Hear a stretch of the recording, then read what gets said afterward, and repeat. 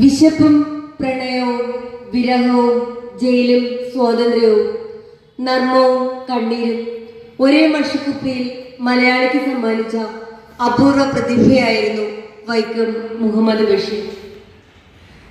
മലയാള സാഹിത്യത്തിലെ ഒറ്റമരക്കാടായിരുന്നു അദ്ദേഹം. തന്റെ ജീവിതമാണ് തന്റെ സാഹിത്യമെന്ന് തെളിയിച്ച ഇത്രയേറെ ജീവിതാനുഭവം പേറിയ മറ്റൊരു സാഹിത്യകാരനും മലയാളത്തിലില്ല എന്ന് നിസ്സംശയം പറയാം.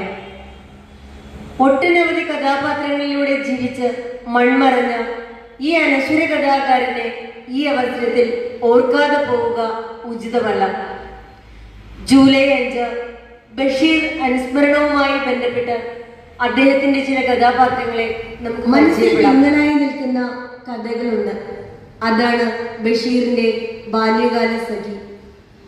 മലയാളികളുടെ മനസ്സിൽ നഷ്ടപ്രണയത്തിന്റെ തിരുനാളം കൊളുത്തി പടന്നു കയറിയ മജീദും സുഹറയും അവരുടെ ബാല്യം, പ്രണയം, വിരഹം, വേദന ഇതൊക്കെയാണ് ബഷീറിന്റെ ബാല്യകാല സഖി. ബഷീറിന്റെ മജീദിനെയും സുഹറയെയും കാണണ്ടേ നമുക്ക്? നമ്മൾ ആരാണെന്നറിയുമോ? ആനമക്കാരന്റെ പുന്നാര മോള്, ഈ ദുനിയാവിലെ ഒരേ ഒരു സുന്ദരി കുഞ്ഞി പാത്തുമ്മ. എൻ്റെ ഉപ്പുപ്പാക്കൊരു ആന ഉണ്ടായിരുന്നു, വലിയ കൊമ്പനാന. അവൻ നടക്കുമ്പോൾ ഈ ദുനിയാവ് കിടന്ന് കിരുങ്ങും.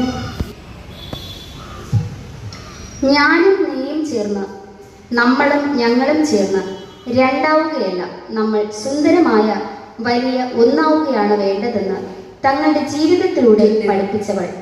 സാധാരണ മനുഷ്യരുടെ അനുഭവങ്ങളാണ് തന്റെ കഥകളാക്കി മാറ്റിയതെന്ന് ബഷീർ തന്നെ പറയുന്നു.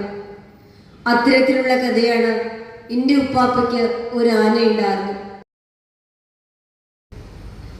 എല്ലാവരിലും നന്മയും സ്നേഹവും കണ്ടെത്തുന്ന ബഷീറിന്റെ ജീവിത വീക്ഷണം പ്രകടമാവുന്ന കൃതിയാണ് പെണ്ണുങ്ങളുടെ ബുദ്ധി എന്നുകൂടി പേരുള്ള പാത്തുമ്മയുടെ ആട്. ഗ്രാമീണ ജീവിതത്തിലെ തമാശകളും സങ്കടങ്ങളും കോർത്തിണക്കിയ ഈ നോവൽ വായനക്കാരെ എപ്പോഴും ചിരിപ്പിക്കുകയും ചിന്തിപ്പിക്കുകയും ചെയ്യുന്നു. ഈ നോവലിലെ കേന്ദ്ര കഥാപാത്രങ്ങളാണ് ബഷീറിന്റെ സഹോദരി പാത്തുമ്മയും അവളുടെ ആടും. നമുക്ക് പാത്തുമ്മയും ആടിനെയും കണ്ടാലോ?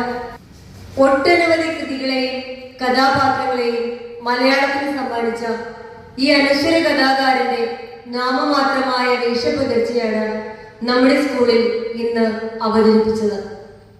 എഴുത്തിലൂടെ മാന്ത്രിക തീർത്ത, മലയാളികൾ എന്നും നെഞ്ചിലേക്ക് ഓമനിക്കുന്ന കഥകൾ സമ്മാനിച്ച, കഥാപാത്രങ്ങളെ സമ്മാനിച്ച ഈ അപൂർവ സാഹിത്യ രത്നത്തിന് നമ്മുടെ സ്നേഹാദരം.